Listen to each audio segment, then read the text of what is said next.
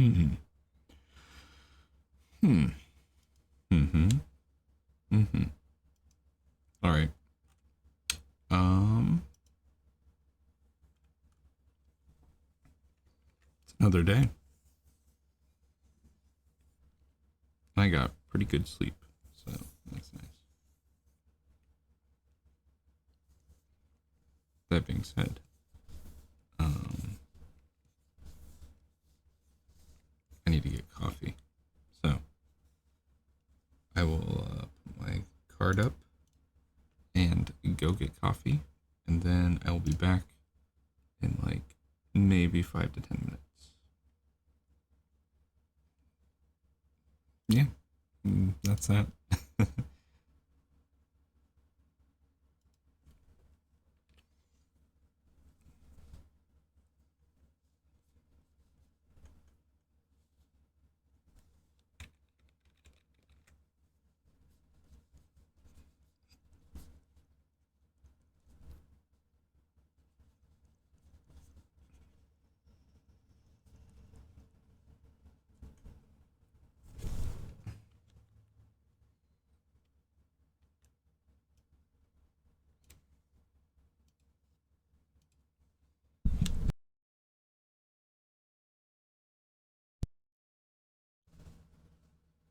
All right, I am back. Wow, what a surprise! And I have coffee, so I got what I sought out for. Cool.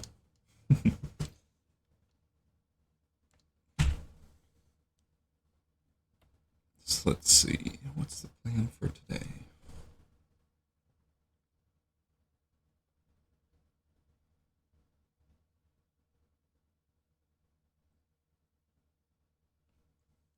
Okay, so this is session 22. Whoa, super cool.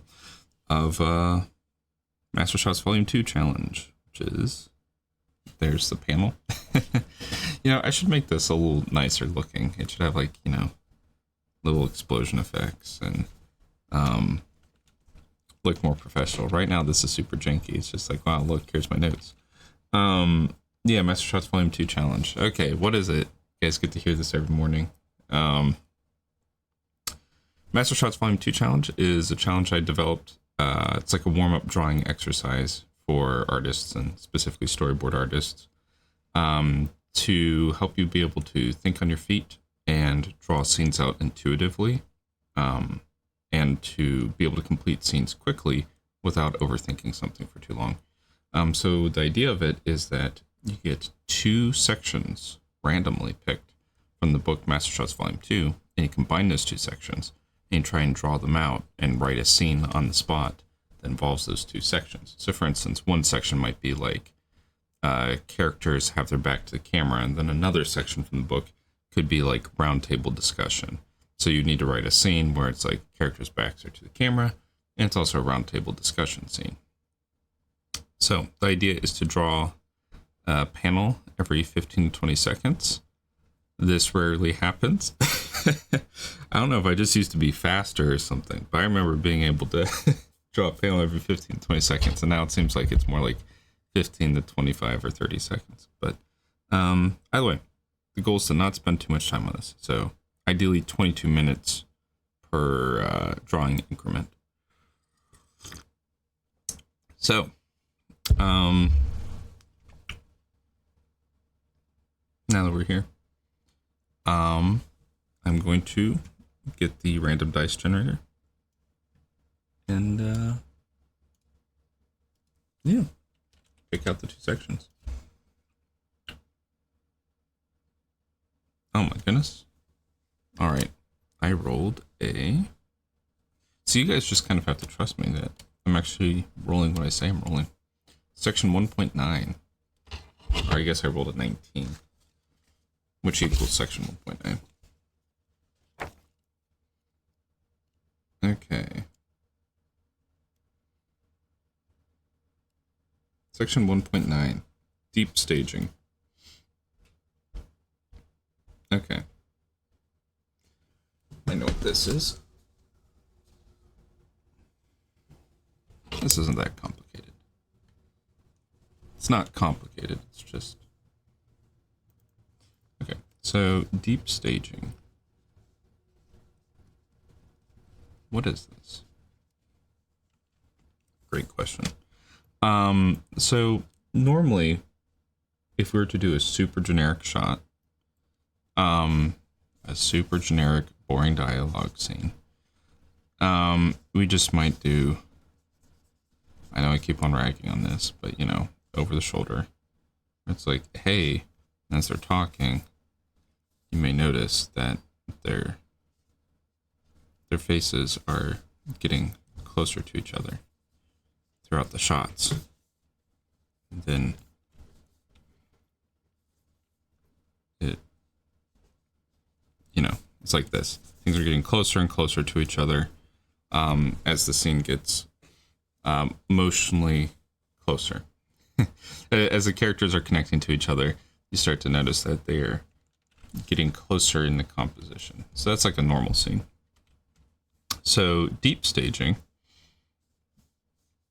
doesn't necessarily mean that you can't eventually do this, but it just means that you have characters. You're usually doing this with a wide angle lens, that you have characters at different depths and in different locations in the scene. So maybe there's someone over here looking out a window. And then maybe there's someone here. Maybe there's like a staircase. And then like another staircase. And maybe someone sitting at the top of the stairs. It's very composed. Now, not everything with deep staging is super composed. But you know what? Actually, a great example of this would be, which I just watched the other day. Like The Illusionist from 2010, the animated one. Jacques Tati movies. Where everything is shot in a wide. You know, you have your little mime character with his like umbrella, and like there's always things happening in the middle ground, or there's things happening at every level. Let me see. Okay, do this. Yeah, there's something always going on. There might be like someone in the foreground, and there's gonna be like, I don't know, someone in the background over here talking. And then while that person's doing something, there might be like a visual gag on the wall that's happening. I don't know what the visual gag would be. Sorry, this is a really weird example. Maybe we have a window on the ceiling. You can see someone, I don't know, above cleaning the windows, just so that there's stuff always happening in the composition. Okay, that's a weird example, but I just wanted to reference that. But yeah, either way, so deep staging is usually with a wide angle lens. It doesn't necessarily have to be, but it makes more sense to do it that way. And the idea is just trying to think. My voice. The benefits of it is that you can have more natural acting, because you have a wider setup. So like you can have characters like grab items, props, and stuff like that. In shot compositions like this, you can have multiple characters doing multiple things, and you can also have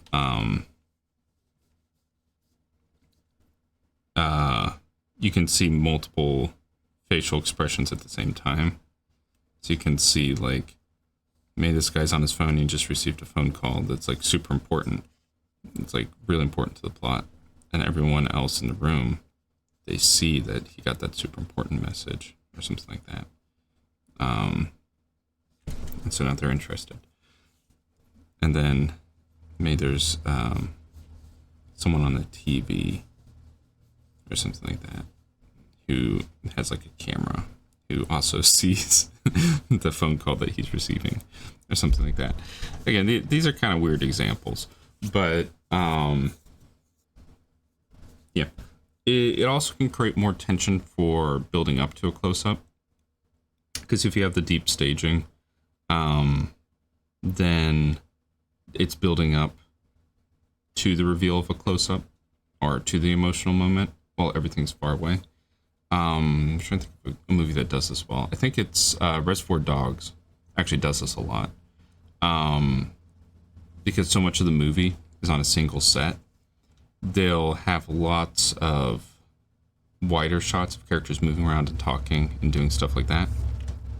And then for emphasis, they'll cut to like an extreme close-up that's like really, really close. And so it's a little startling when it happens, but it is memorable when it happens. So, all right, cool. All right, that's deep staging. Let's roll the other one. Well, I rolled a 120 on my dice, and I'm not quite sure if there's actually a section 12 in this book. So let me check.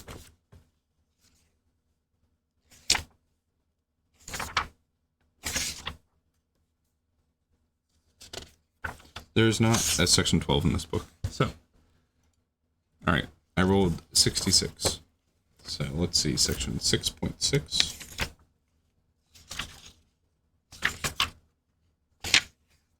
This is the sound of me flipping through all this paper.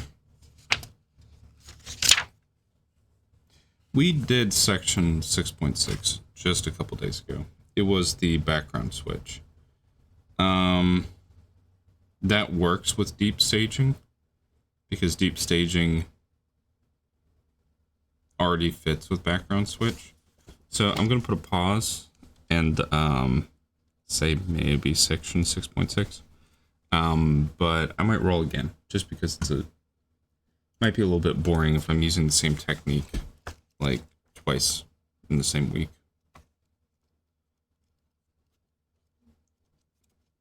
Section 2.1. Circling dialogue. We also did section 2.1 last week. Cool. Yeah, let's see, where was it? Section 2.1.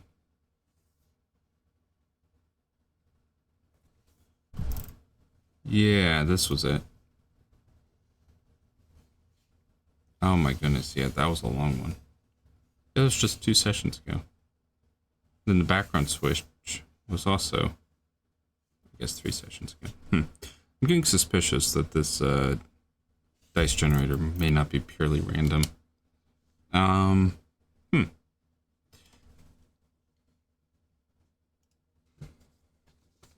I think I might just call it quits on section 6.6.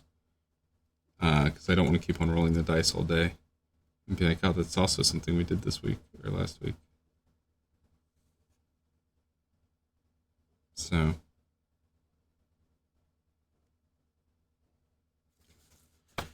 all right, we are going to do section 6.6 again, which is background switch. Already did this one 2 sessions ago, but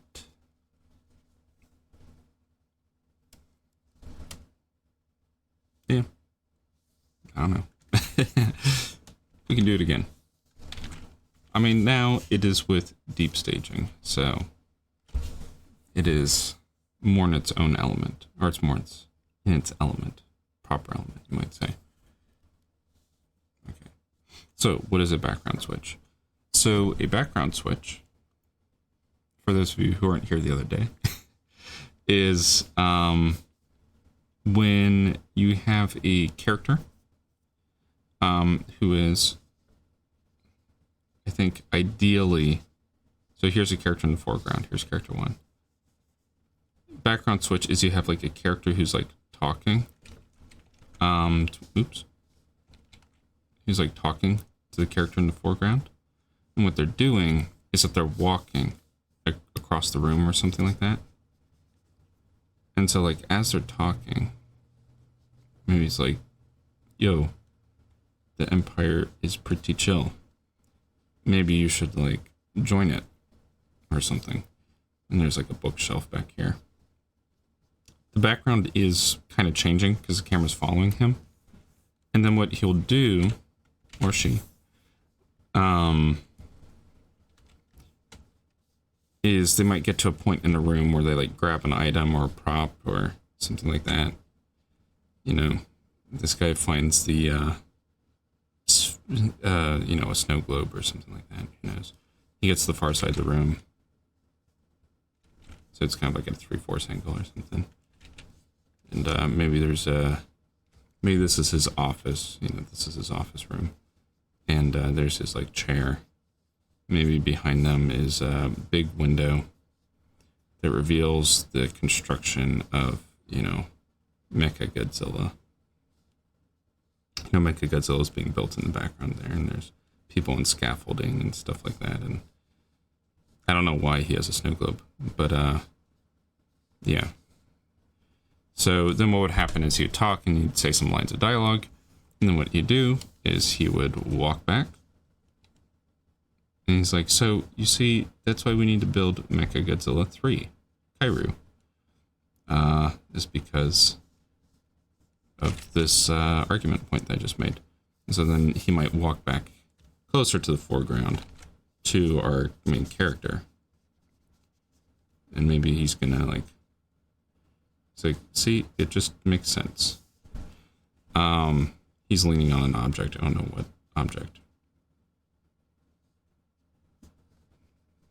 And so now our character in the foreground, you know, he's going to ponder on this bit of information where he's like, you're right.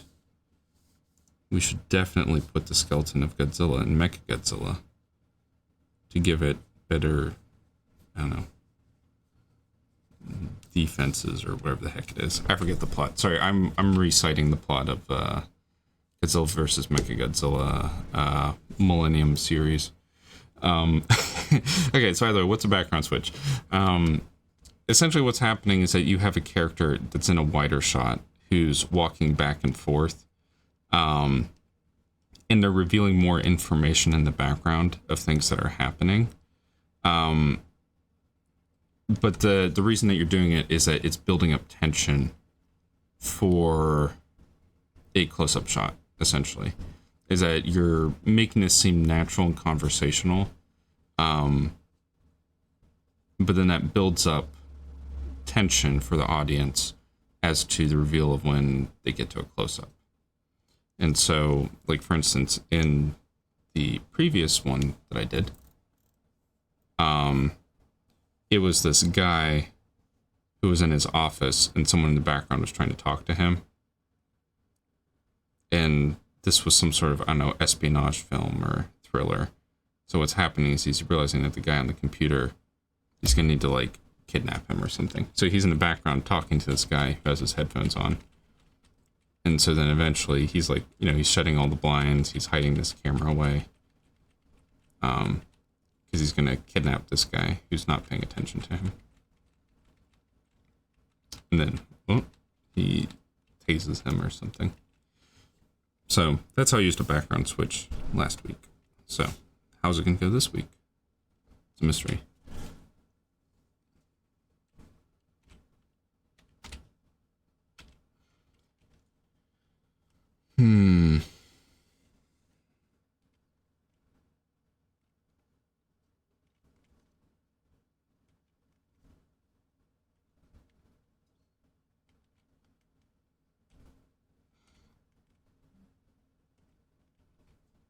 All right.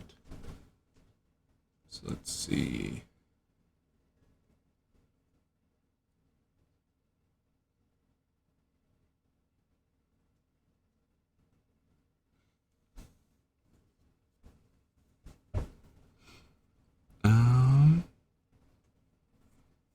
Trying to think if there's anything special I want to do.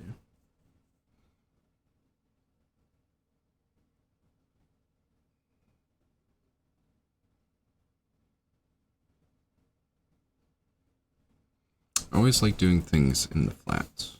It always seems to go out well. I think because I already have characters that are kind of pre-established. I might lean towards that.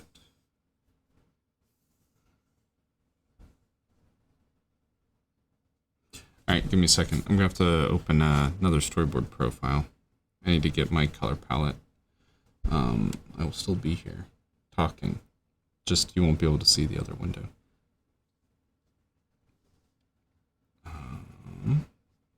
Mm-hmm. Mm-hmm.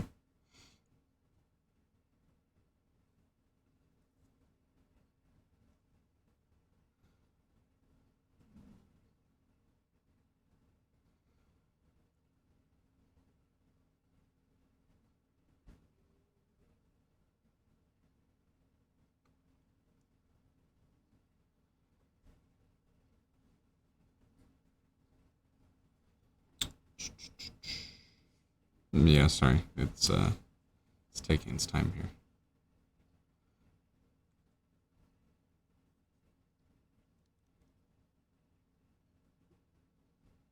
Eventually.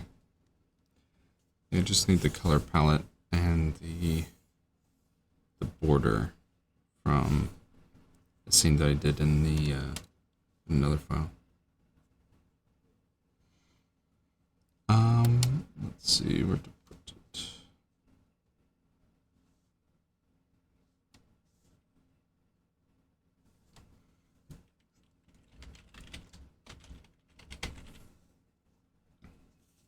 Alrighty. And then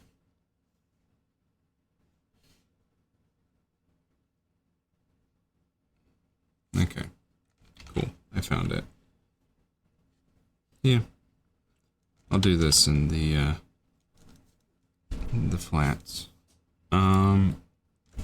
Just because, as I mentioned, every time I do these scenes, they tend to turn out pretty good.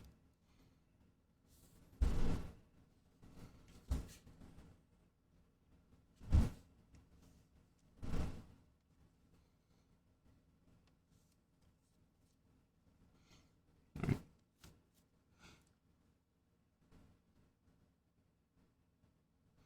So I have a filter over this scene that I'm gonna import my color palette.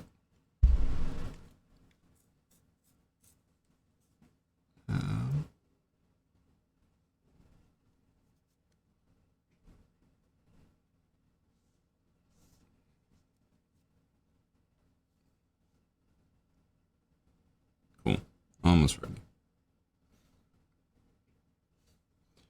All right.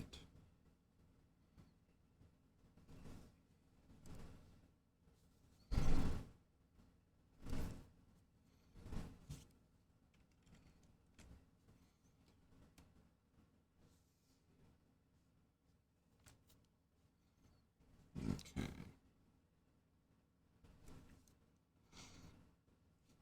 So where's this scene gonna go? This is a very difficult question. Oh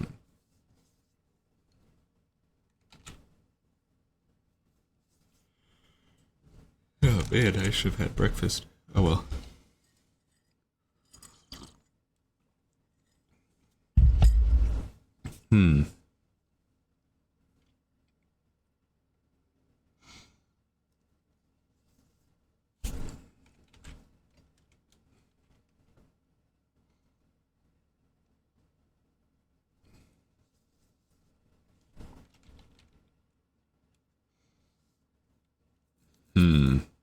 Alright, sorry, I'm trying to think of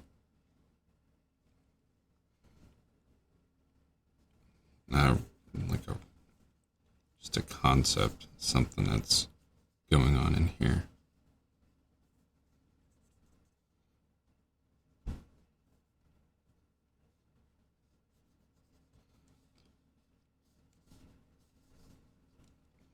So I know I've said this before, but in when doing an establishing shot, I'm okay with it not being on the timer, because establishing shots, especially for one like this, where it's the staging is super important, I'm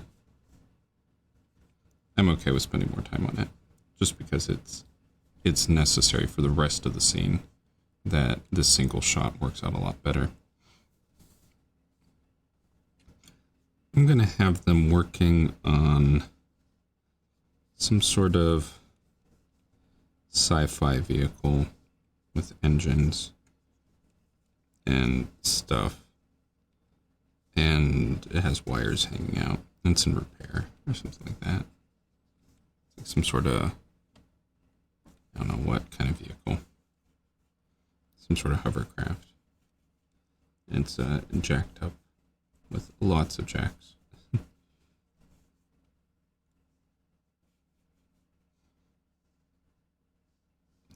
Maybe the side of it is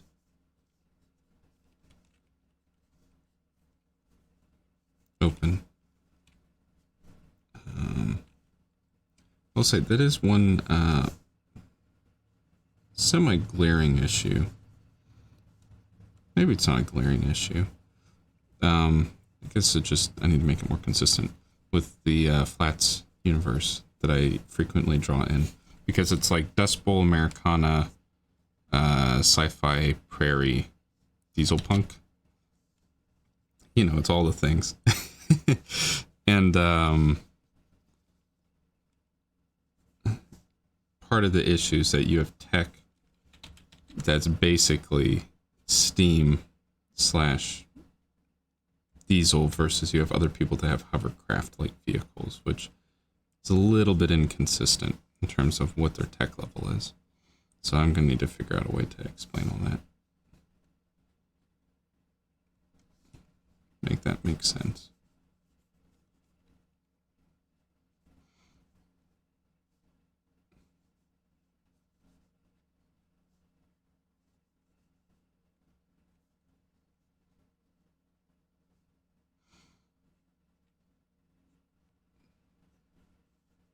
Okay, I don't know why I'm drawing so many details in this one vehicle.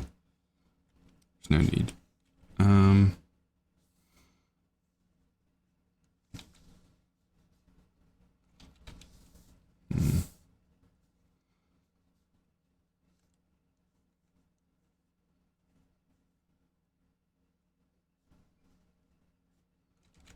gonna have maybe some sort of sliding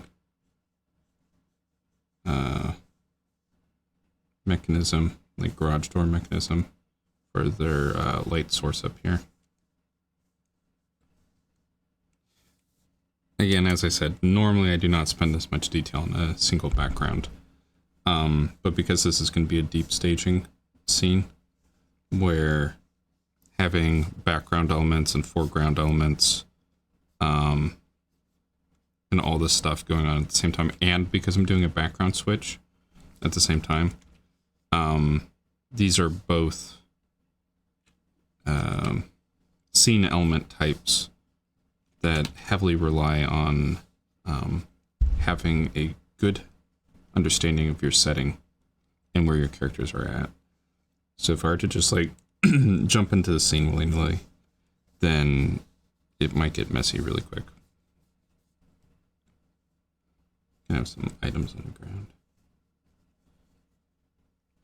Also, there needs to be a work cart, because everybody who's working on stuff has a work cart.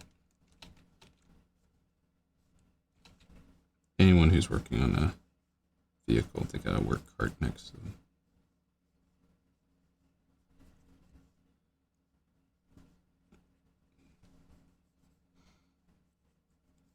Work cart is one of the most important things you can have.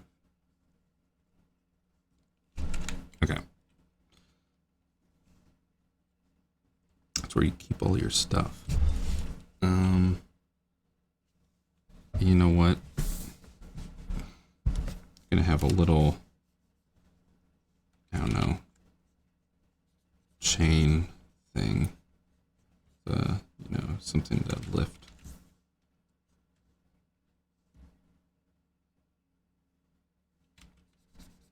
That one might be a little distracting, actually.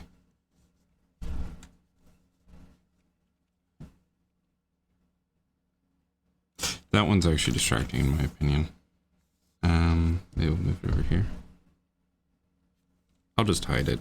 I don't think it's necessary. I think it kind of ruins the composition, really.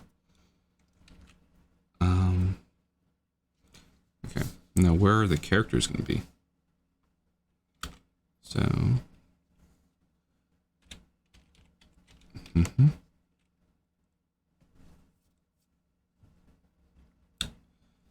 going to have a character here who is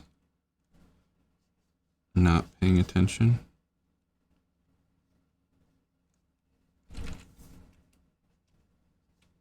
And then there's going to be a character back here. And we're going to have a character up here. Oh, wait. No, we'll have a character here. And a character here. And then a character here. Got their hand on the chain. Okay, this is going to be a tricky scene because there are a lot of characters doing a lot of different things. And I eventually want some character to pop up up there. And there's going to be a character here, like a little kid, who's not really paying attention, but they're just playing with the different tools.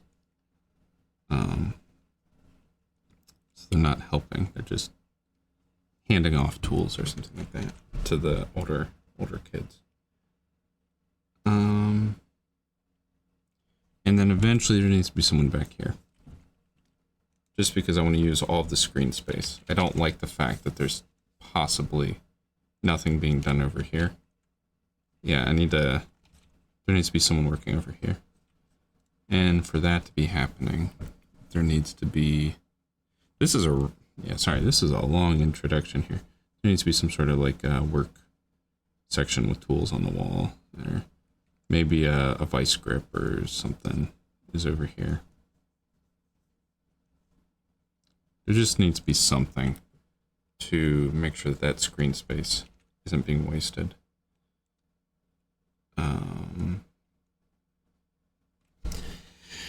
All right, cool.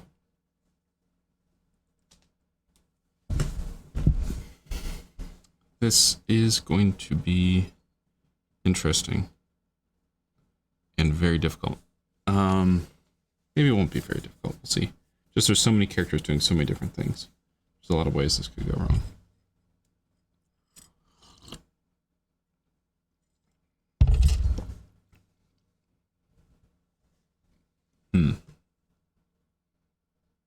Okay. Now, how do I want to open this? That's a good question. So, I'm not going to pretend to be original here. Probably most of you by now have noticed. I like to start most scenes with... Oh, man, okay, sorry. Okay. This is me getting onto a tangent. But I can now reference a movie that I've always wanted to reference. Okay, what I'm about to say is I like starting scenes with an ambiguous shot or a close-up, and then reveal into a wide shot to explain the context of where you are. So I already know offhand that how I want to start this scene is I want to start it with one of the characters found some kind of device, some sort of weird device, some sort of technology that doesn't make sense within their world. And they are trying to fidget with it and play with it and mess with it. And they can't like crack this thing open. They don't know what it is. Some sort of weird, seemingly semi-mystical block that's going to turn out that it's just one of those fidget toys, but it's like ancient. It's like 1,000+ years old. It's like an ancient fidget toy or like a little puzzle game. Oh, you know, it'd be funny if I made it one of the, the Roman dodecahedrons? That's exactly what it should be. Okay, it's Roman dodecahedron. I'm not going to draw it entirely, but let me look it up.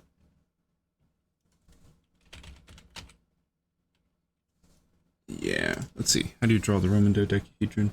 Yeah, they're all pentagons. That's what they are. So they're all 5-pointed.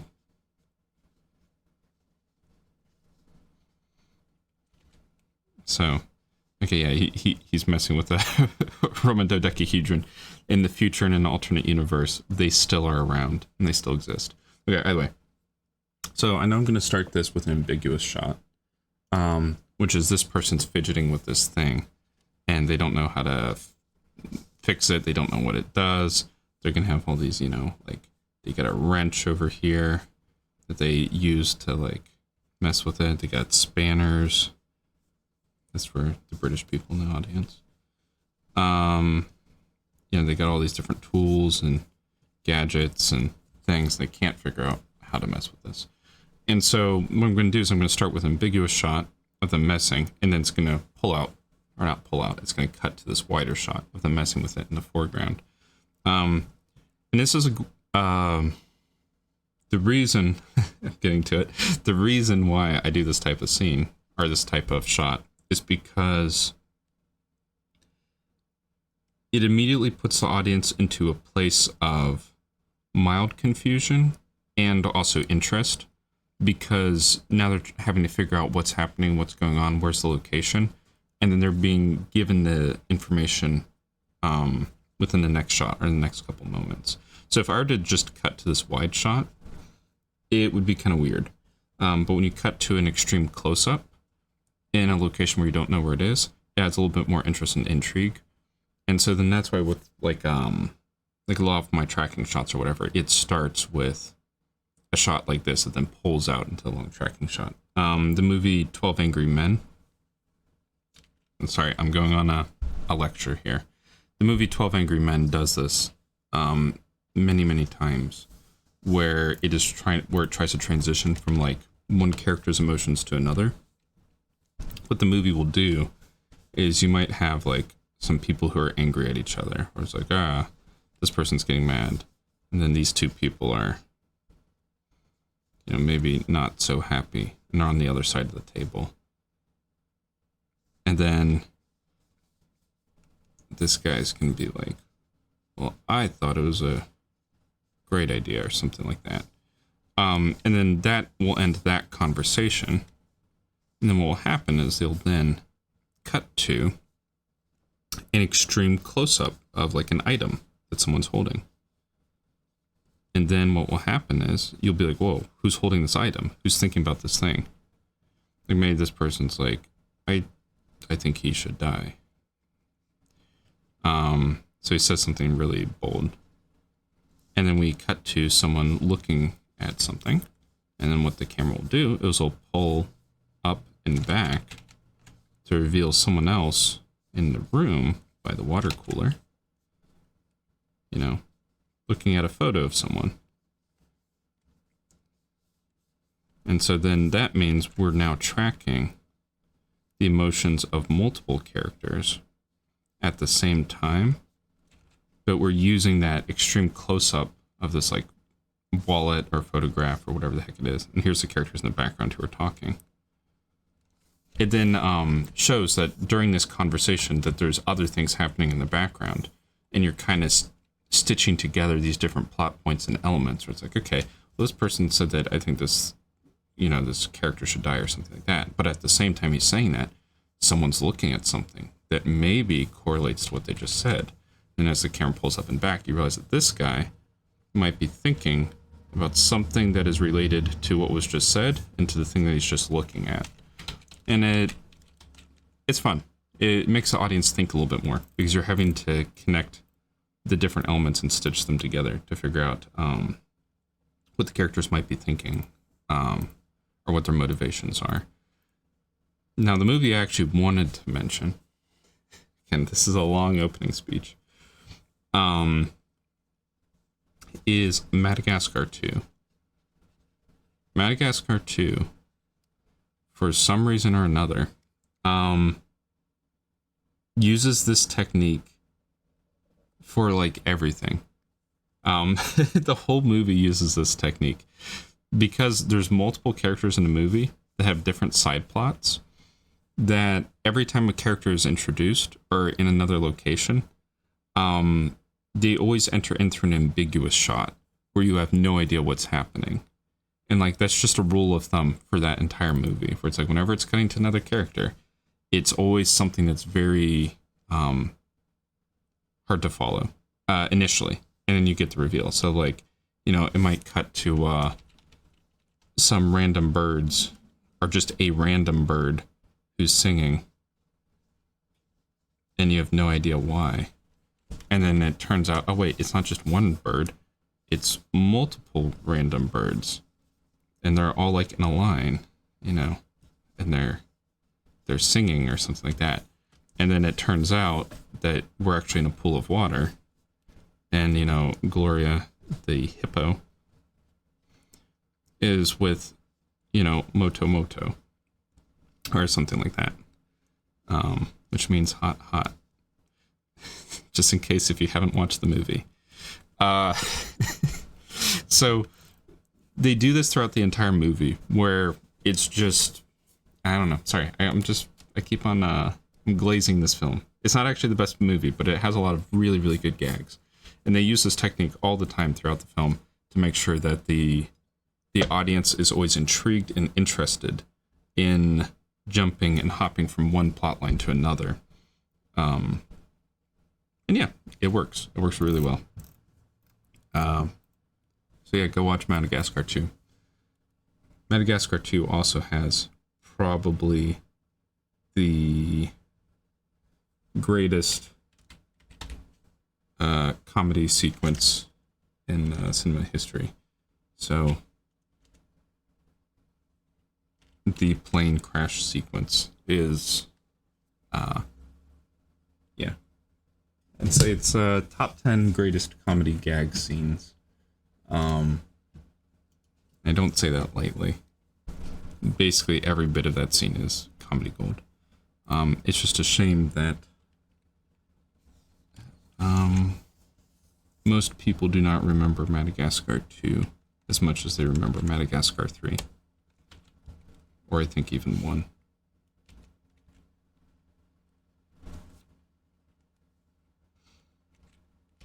Okay.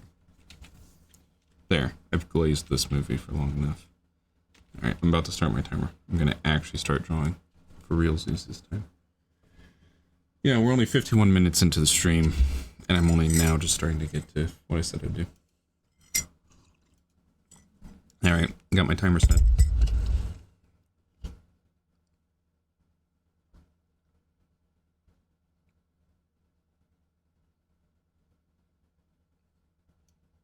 And go. Okay, I'm going with the little... I need the right brush, that's what I need. With the little dodecahedron.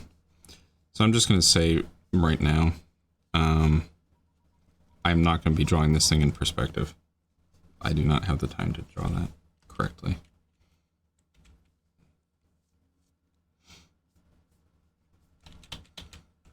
I'm going to have a big blast of fire hit it.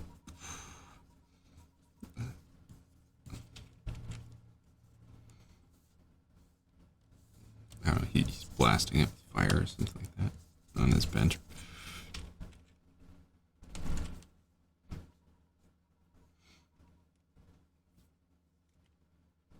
Does Moto Moto mean twins?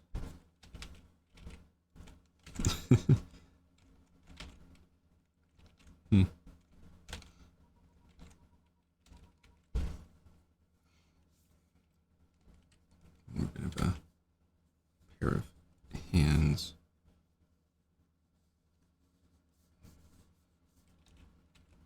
Maybe he places the blowtorch down here.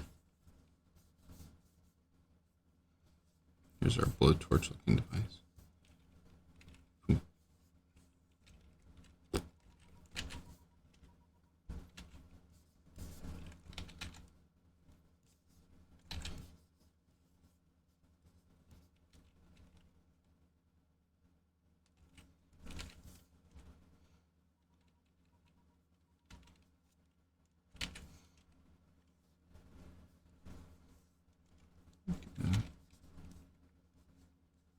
Oh yeah, I should probably have my onion skin on.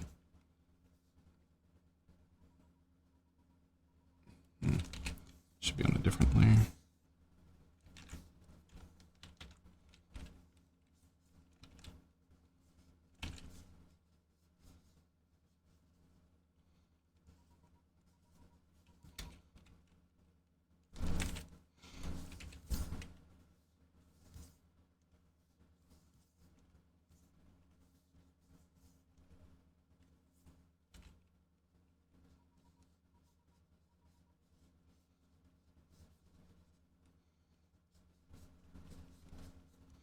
uses a big pipe wrench for some reason.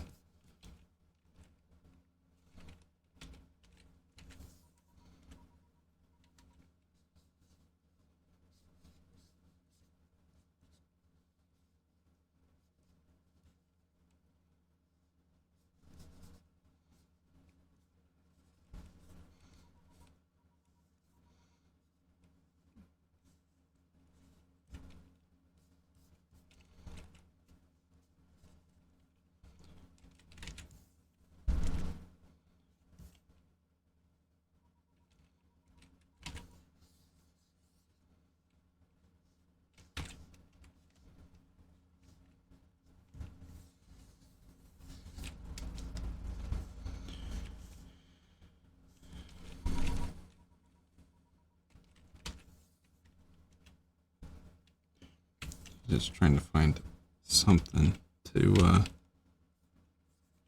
latch onto in this with this pipe wrench.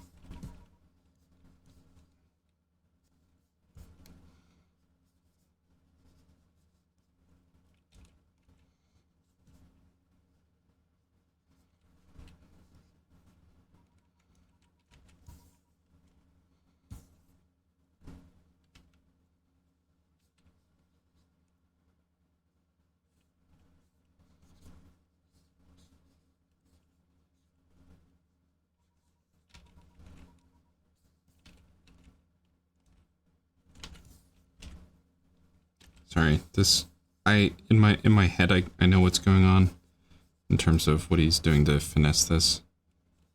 It makes sense to me, but I don't know if it makes sense to you guys while I'm drawing it.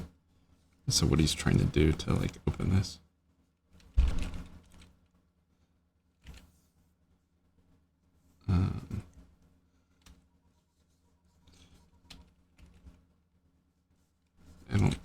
I think this sequence may be going on for too long already. So I'm gonna have his wrist go up, then his other hand is like trying to support this.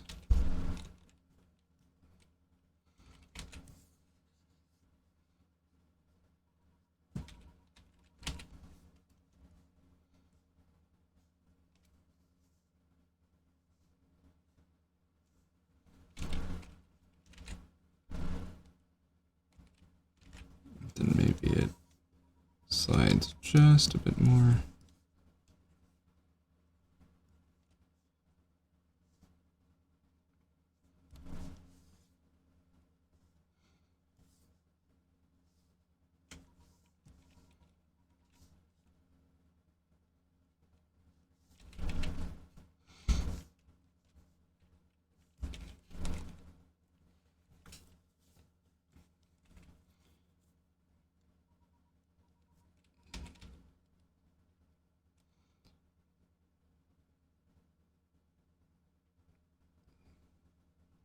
And then what could I do? I could have it suddenly, you know, his hands slip.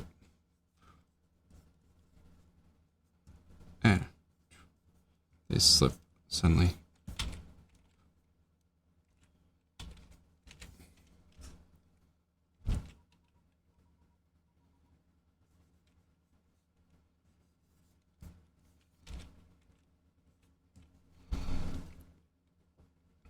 And then what we could do is cut to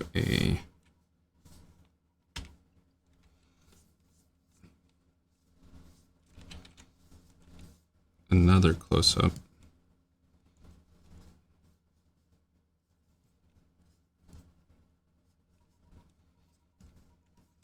Kind of a reverse shot.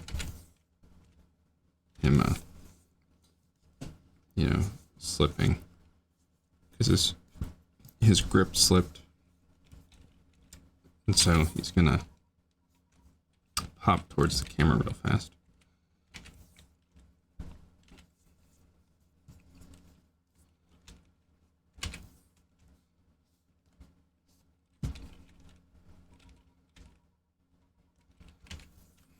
And then someone in the background is gonna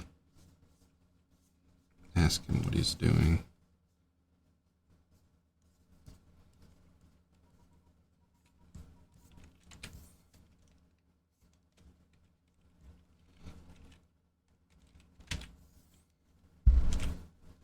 He's gonna...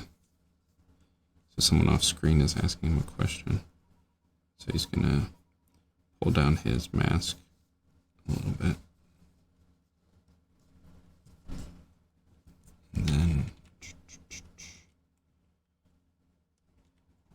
Sorry, Storyboard Pro is saving for a second. He's gonna pull his mask down.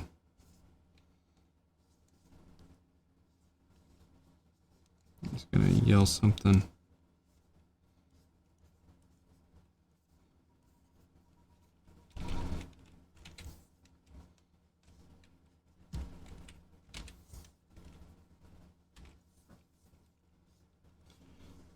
Look at this thing very suspiciously.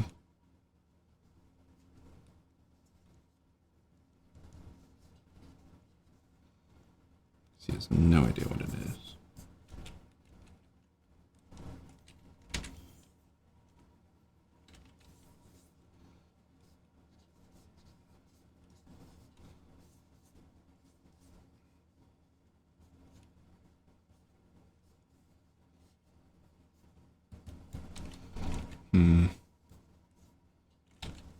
These drawings are getting a little ridiculous. Okay, now we can cut to this white shot. The thing that I've been wanting to do this whole time. Oh good, got a spam bot in the chat. Very encouraging. Okay. So we're gonna have our character here.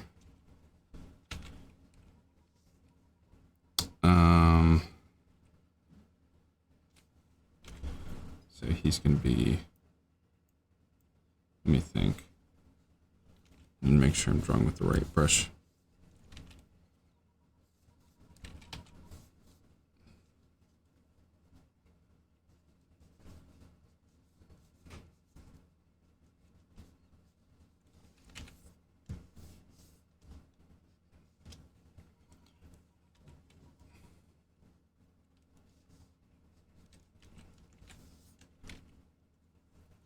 So he's going to be investigating it a bit more.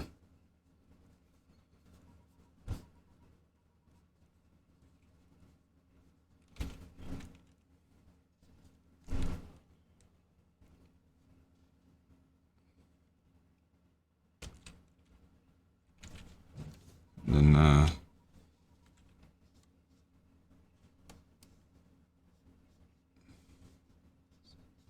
person from behind is like,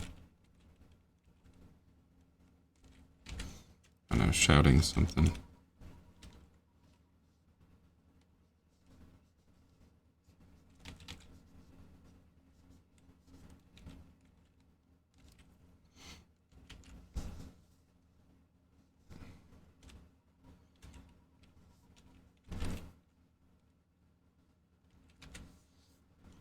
And he's gonna shout something back.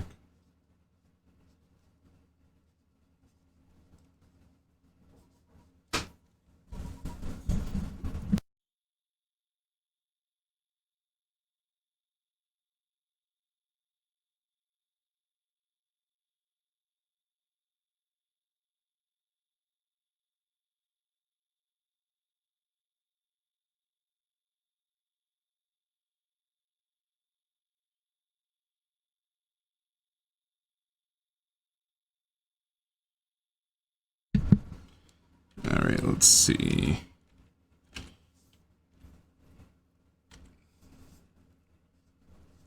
He's gonna be messing with this thing some more.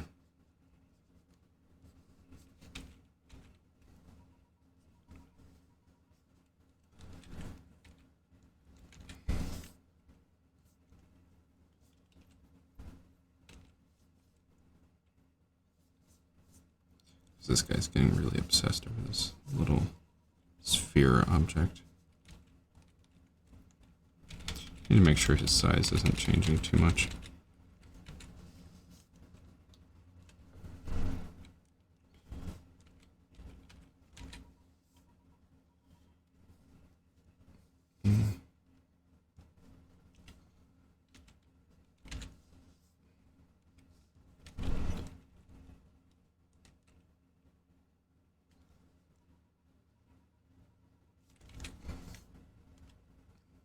like this character, like, leans over. It's like, have you tried doing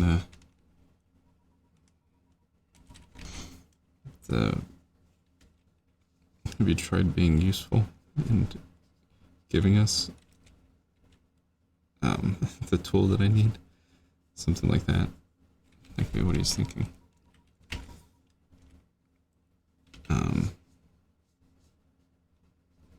It's like pointing.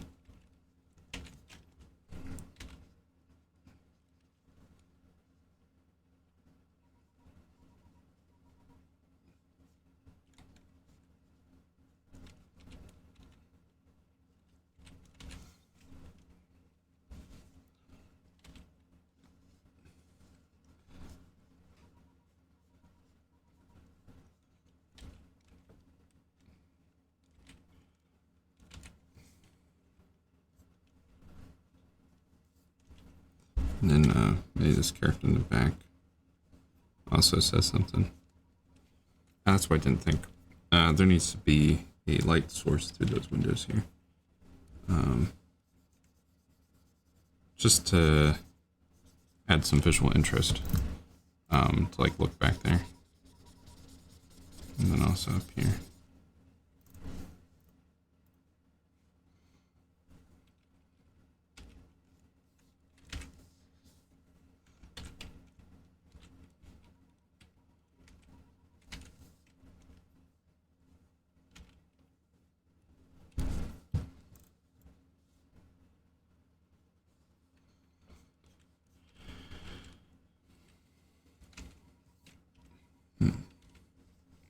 So this character is going to move inward, which is then going to make us look back at this character in the foreground.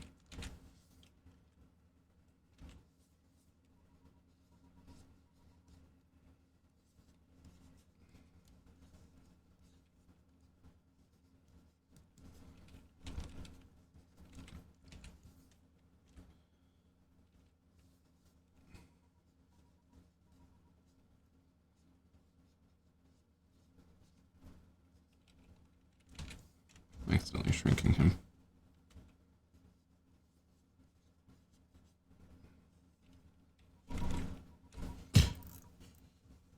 So that transferred that from there.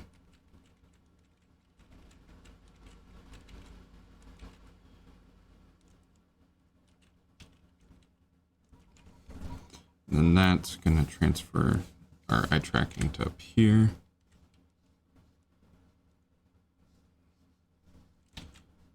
So I'm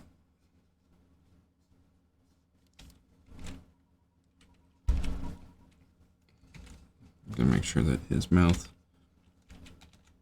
goes in that direction, and this goes this way. That should not go that way.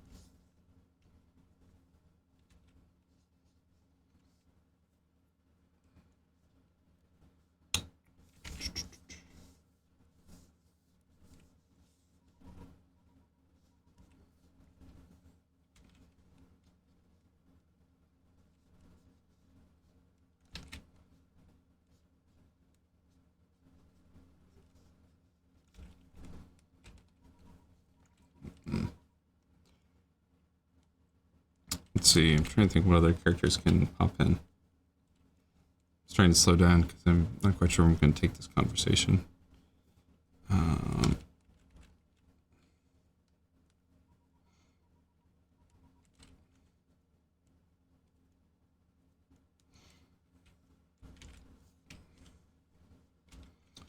This character might say something, and then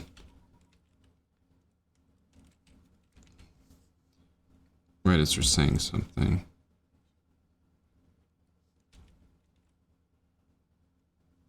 This cart gets bumped just a little bit.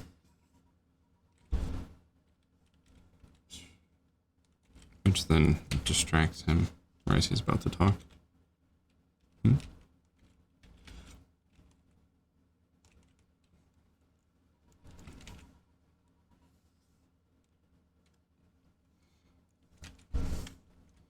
The reason is because I'm trying to make it obvious that none of these characters are fully paying attention to what's happening to the others. I think they're all a little distracted. And so the girl, I guess she just dropped something. Maybe hurt her finger or something. So she's having a little moment of distress.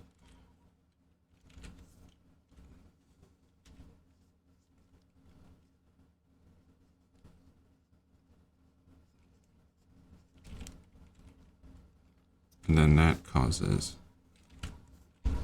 this guy back here to turn around.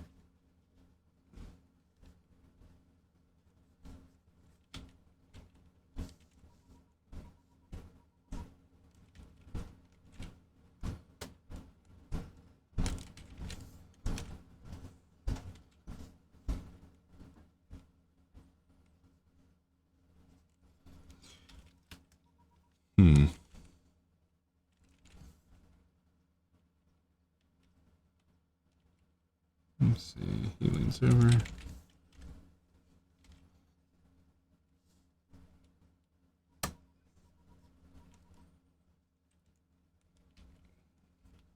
Trying to think. Oh man, this is a difficult thing to do. Sorry. There's so many characters, and there are so many different things I can be doing. I only ever really have like one character moving at a time.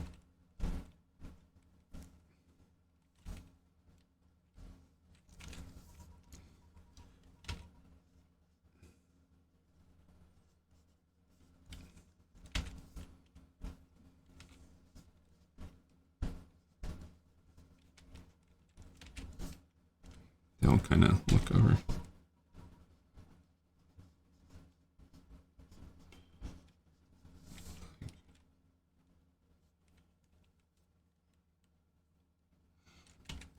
Maybe this guy even peeks his head out.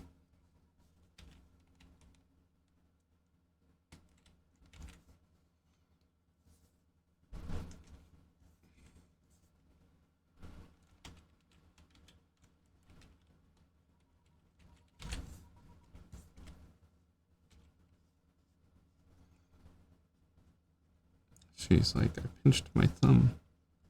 She has like a pair of pliers or something like that.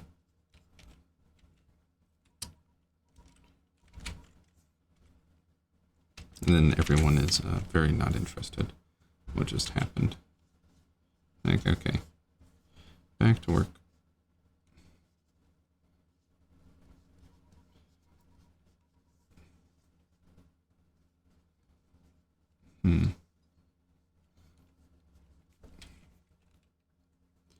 Okay, this will be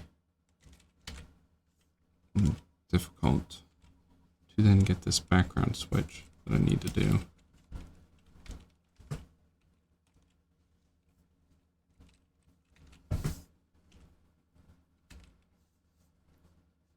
He's over here and he like poof, lays his head down. Poof.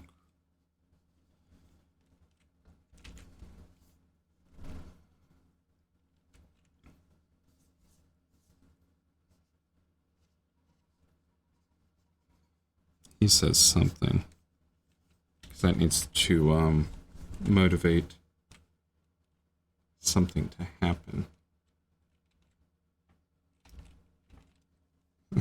He says something to motivate something to happen. Alright.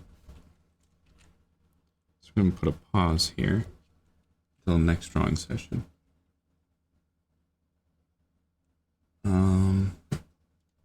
Let's see. Okay, this is a fun scene.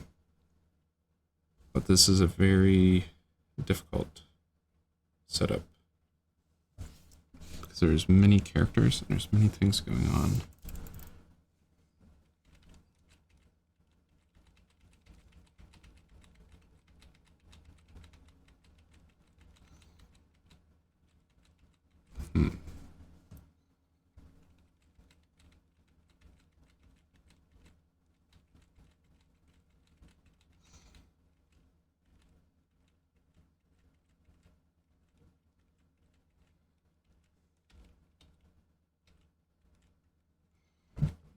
Okay.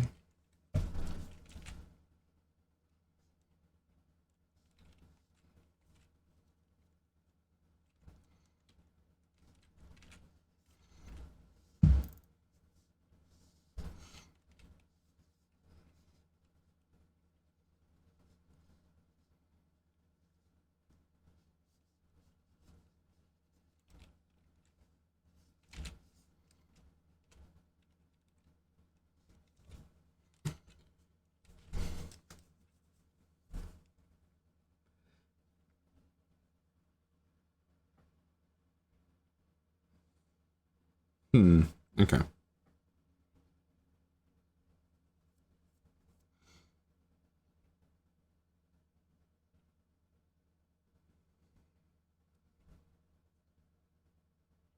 All right, we're gonna do something a little. All right, hold on. I'm gonna take like a 2-minute break, and I'm gonna try something maybe a little weird. Maybe, it's not super weird, but it's gonna be an unorthodox way to do this scene.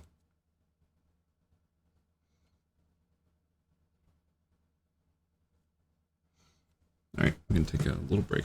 I'll be back.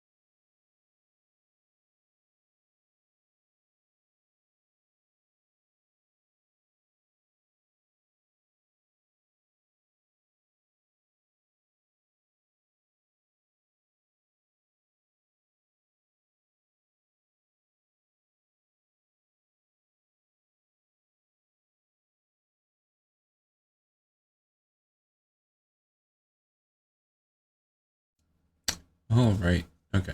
I'm back. Cool. All right. So let's see. Where is this scene going to go? This is a very difficult choice.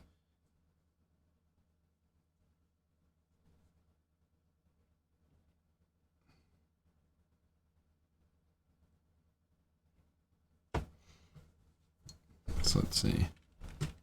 This character.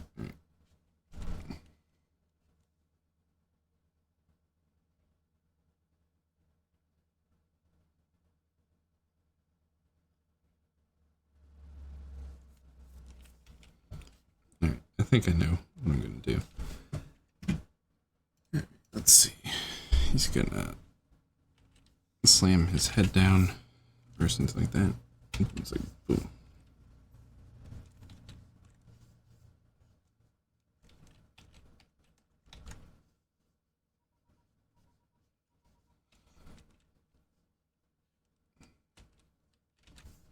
And then because of that, that's going to motivate this character coming out and they're like dragging some sort of large piece of equipment, like a whole bunch of wires or something.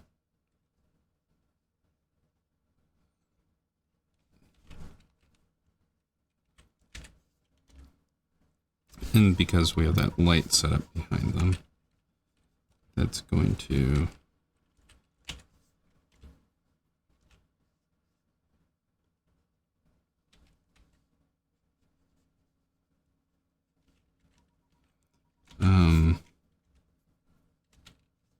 that's going to draw our eye to them because of that light source, which is good.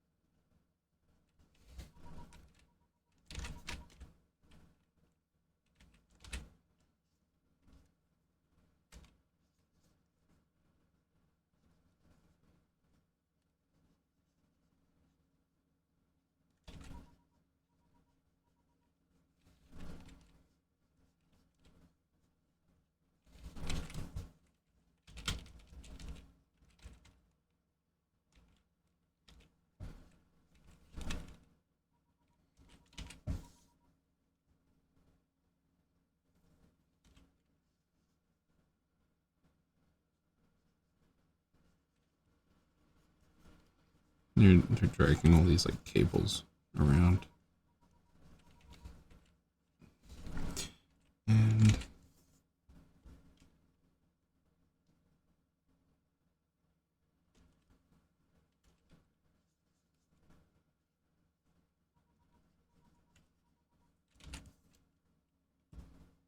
oops, I'm gonna put them on a different layer.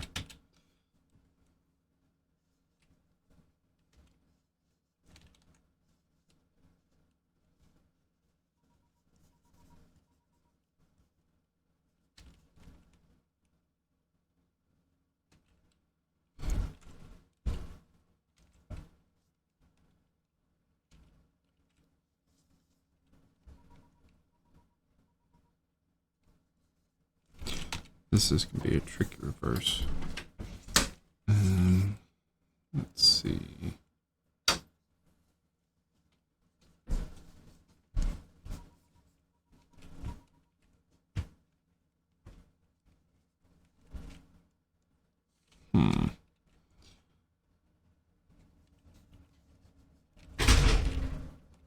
Door slammed. Trying to think how to do this, make this feel natural.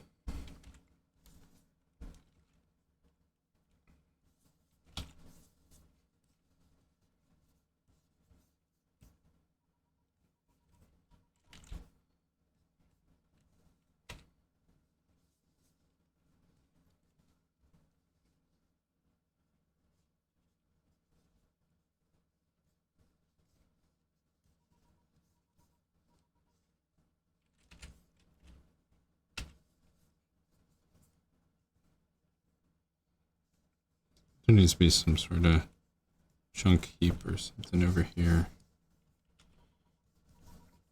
This person's walking towards.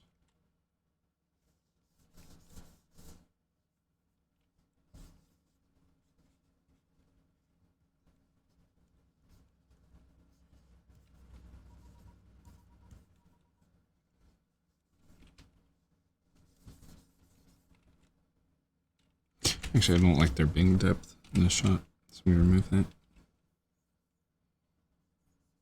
So, let's see. Sorry, this is getting much more abstract than I would like. But basically, this person is throwing out some stuff, throwing it onto a heap. And then they're gonna walk.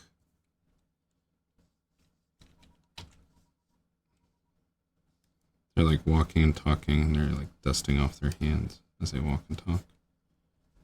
Trying to encourage the kid who's messing with the thing.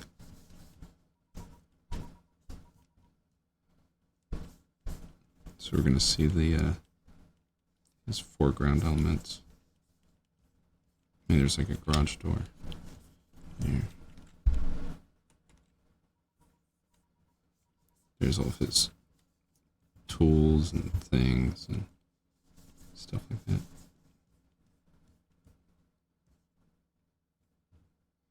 Maybe like a button over here. And then this character is gonna,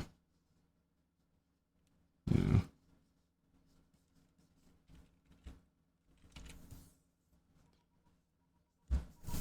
press the button.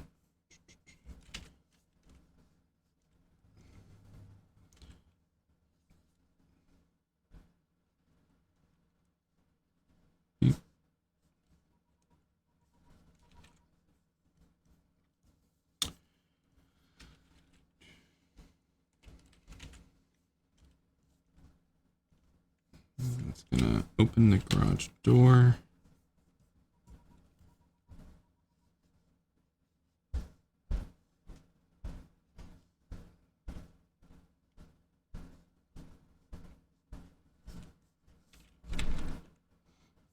So that sunlight comes in. And so then that this person's saying that they need to go outside or something. I don't know.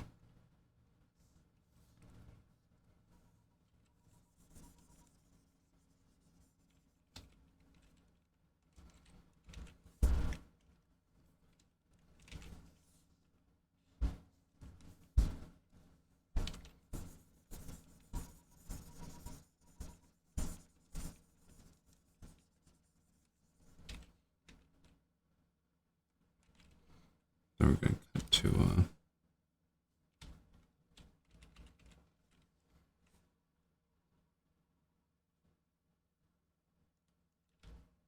trying to think. If we really want to do this, what's going to happen is they're going to walk over here, and then they're going to start walking back the way they came.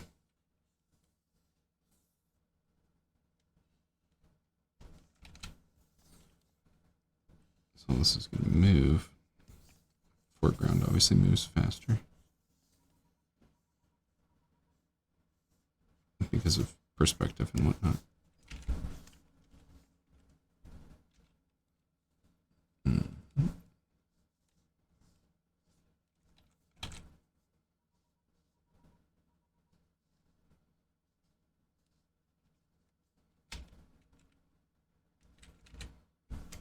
And they're going to then re-enter the foreground. So what they're going to do is they're going to come up alongside the camera.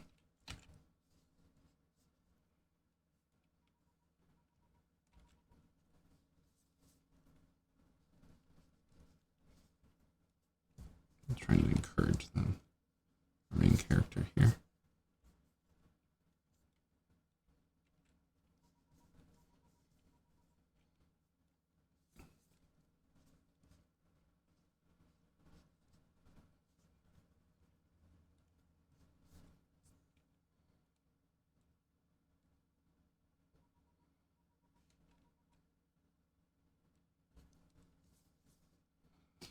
I might just have them walk away. I might not have them stop down and talk.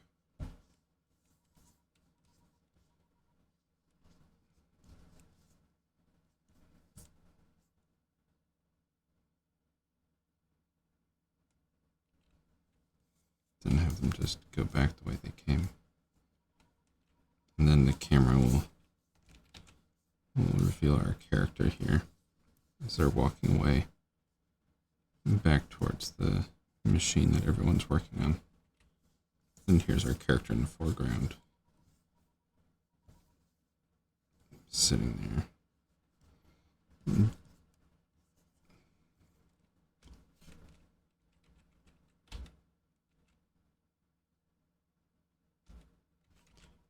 Actually, I might like it more if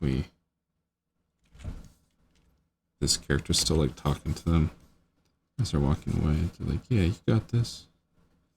You'll figure out that Roman dodecahedron thing."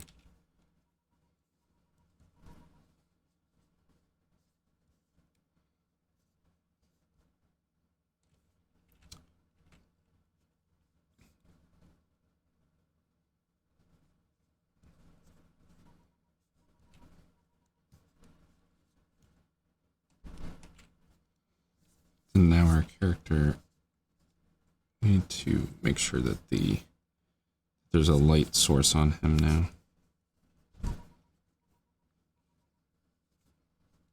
Because we added that light source.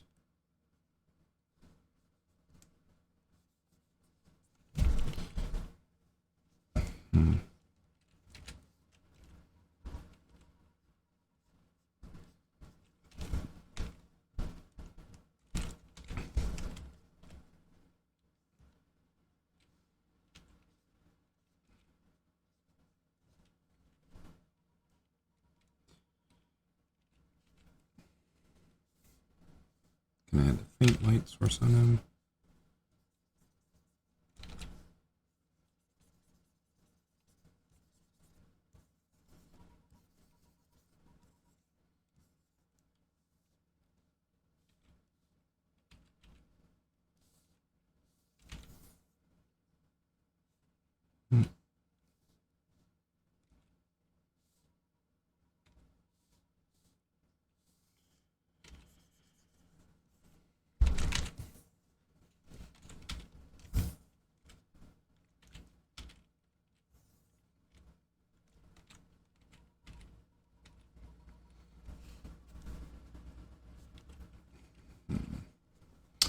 Okay. Sorry. I'm deep in focus. So we're going to do a really tight insert shot of his goggles.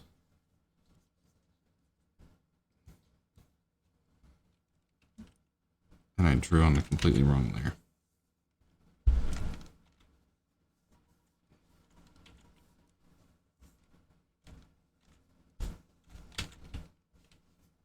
And that is also on the completely wrong layer. See, sometimes fixing errors actually takes more time than just redrawing the whole panel.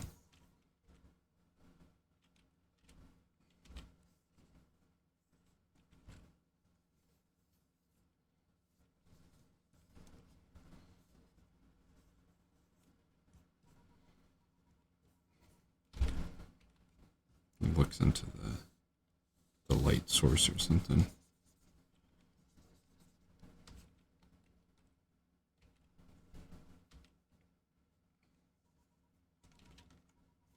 It's out of focus or something.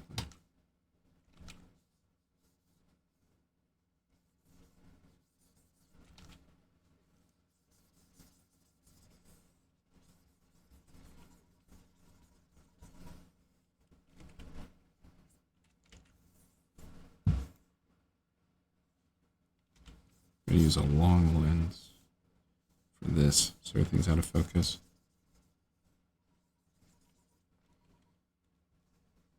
And maybe I'm going to draw a little bit over the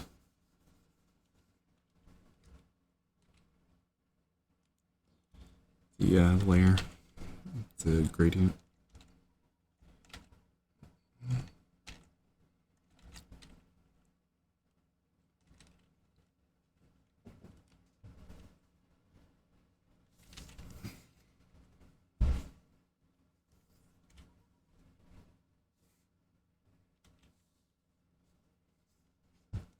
Is, he wistfully sighs or something.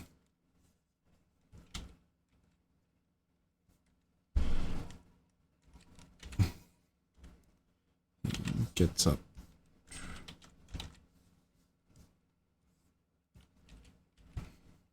And then, you have like a super wide shot of him. There's the garage door exit, and there's his workbench, and we got wires and garbage and stuff, and things in the foreground.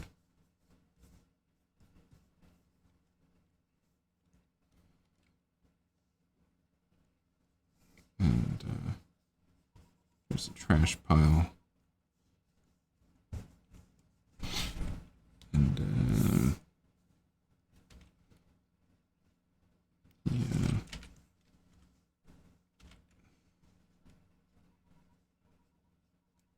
Hey, I should draw the light source.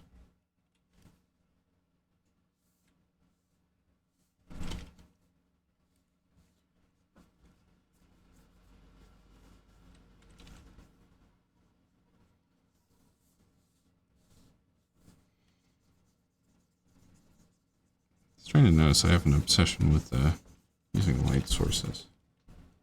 I mean, I don't think that's an issue. It's just an observation.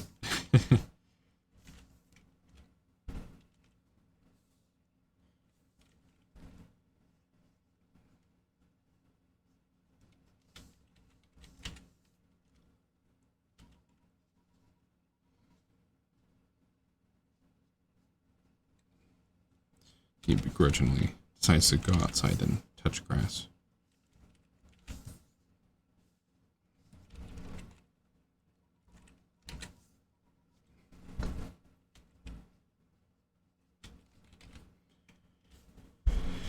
All right. And then we can cut to... I don't know.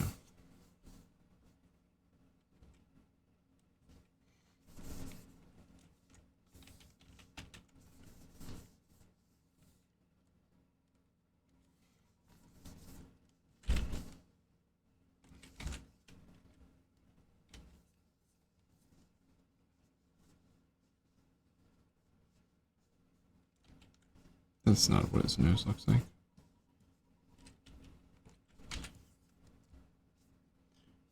We'll have like an extreme close-up of him, where it's obnoxiously close. When he leaves outside.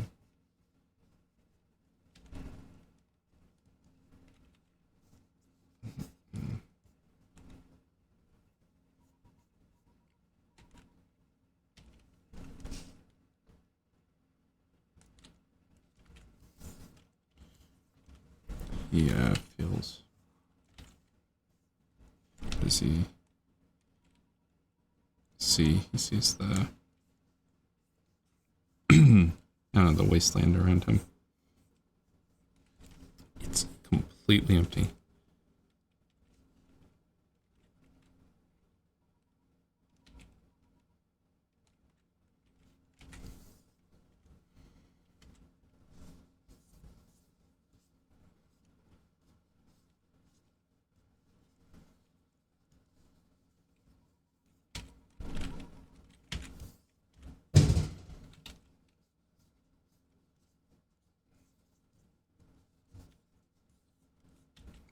And it looks both ways. And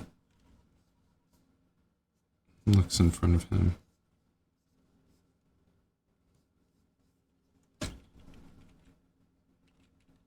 There's nothing.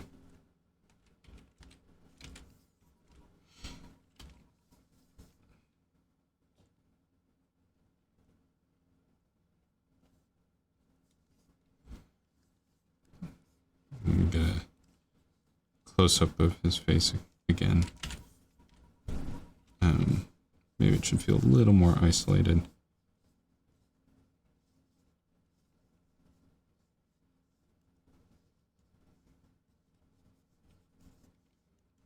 doesn't know if standing outside really helped him.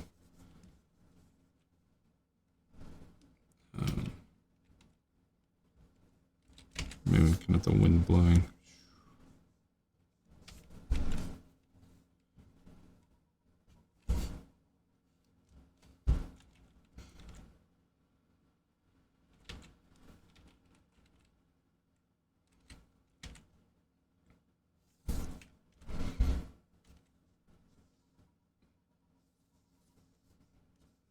He looks down at the little device that he's trying to tinker with.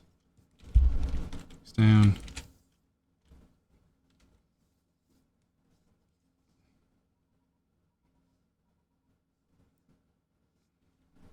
And as he looks down, what we're going to do is we're going to cut to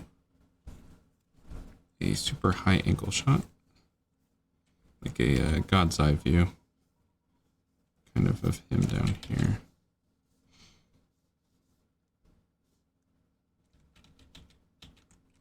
Hold on, I'm actually just going to draw him first, then I'll draw the background second.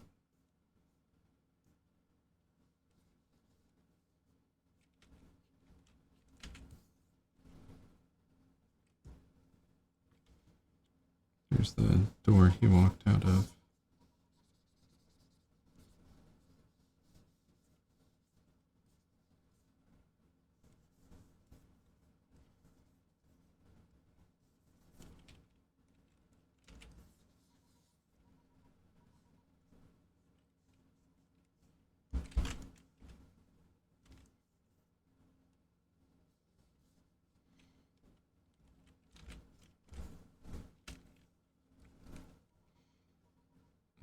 He's looking down at the device. And then he looks up at this guy. I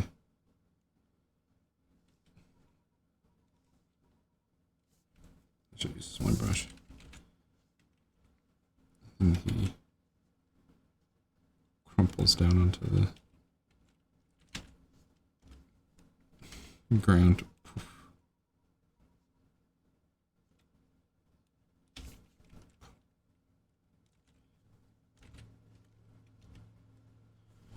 For him, this is a character who likes to tinker with devices and things. So this is the first time he's encountered something that troubles him, that he can't figure out. Either way. So, that is the final shot that I'm going to do, and we just wrapped it up. So, that's good. Once again, I went overtime on my stream, but I also took 2 breaks, so part of the reason. Alright, so what are we doing? So this was session 22. Our goals were to do deep staging. We have like multiple characters in a single shot doing different things through like a wide angle lens or something like that. And then background switch, where a character walks past a character that's in the foreground and basically is talking to them and is going back and forth. Yeah. So, did we do that? Okay, ambiguous shot. We start with this weird Roman dodecahedron. Gets blasted with fire.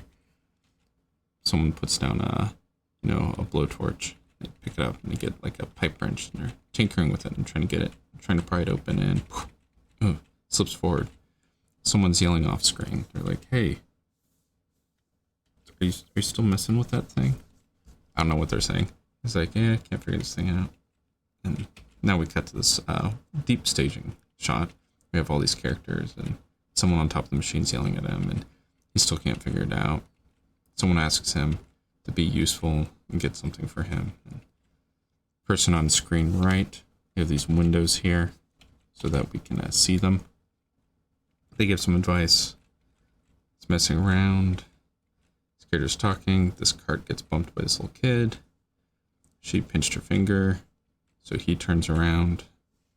She says something that makes everyone look at her. And it turns out it wasn't a big deal. So everyone gets back to work.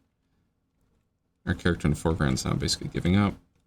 And then now this character pops out carrying some wires. and walks over. We cut to this background switch where they're tossing all these wires into this pile here. Like, you just need a little bit of light and need to go outside and touch grass. And they open this garage door. They walk around, they're like, yeah, you can do it. You'll figure it out. I believe in you. So here's our character. He's like, he's tired. We cut to this insert shot that's really, really close. Not an insert shot, just an extreme close-up. He sees the light. It's like, okay. He gets up and he goes outside. He looks around. And there's nothing out here. It's a wasteland. He looks down at the item. And he looks up at the sky. It's basically given up. He doesn't know what to do. Alrighty. Well, that scene went pretty well. As I've mentioned, every time I do a scene that's within this universe, it always turns out really good, in my opinion. So, maybe that's a sign. I don't know. Either way, thank you very much for watching. I'm going to try and upload more of my live streams on YouTube. I know as of late, I've been not uploading them because it's time consuming to edit them and do all the little special things that makes them nicer. It doesn't take significantly longer, but it adds like an extra like 15-20 minutes to like have scenes and stuff like that in the YouTube description. So I'm gonna try and upload some things today. But yeah, anyway, have a great rest of your day and thanks for watching. Bye.